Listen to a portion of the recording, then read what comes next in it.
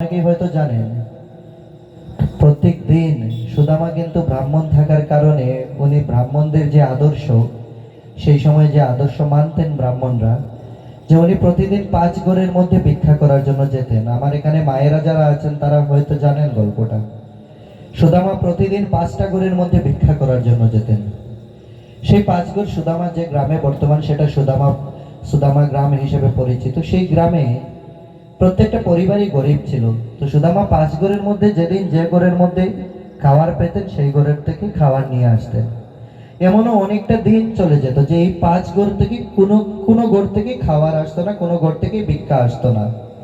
সেই সময় সুদামা এবং তার পরিবার এবং তার 4 সন্তান প্রত্যেকেই অভুক্ত থাকতেন, সারাটা রাত ক্ষুধার যন্ত্রণায় কাতর হয়ে থাকতেন। কিন্তু সুদামা কোনোদিন চুরিতে যাননি, সুদামা কোনোদিন কোনো অসৎ পথ অবলম্বন করেনি। সেই সময়ে রাজাদের সন্তুষ্ট করার জন্য রাজাদের পক্ষে যদি কোনো ভালো কবিতা লেখা যেত তাহলে অনেক টাকা উপহার দিতেন, মোহর উপহার দিতেন রাজারা। তো সুদামার আরেক বন্ধু সুদামাকে নিয়ে গিয়েছিল, সুদামার আরেক ভাই, রাজ দরবারে। সেদিন রাজ দরবারে রাজা জুয়া এবং মদের আসরে বসে খুব উৎফুল্ল ছিলেন।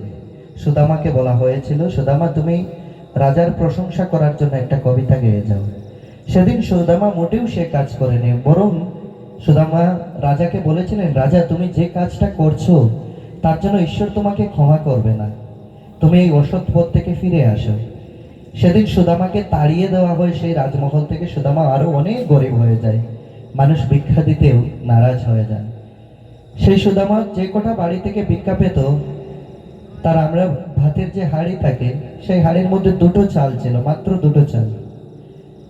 সুদামা ওর স্ত্রীকে একটা চাল দিয়েছিল, ভাত একটা চাল দিয়েছিল ওর স্ত্রীকে। আর ও নিজে না খেয়ে, সেটা ওর বাড়িতে টাঙানো ছবি ছিল,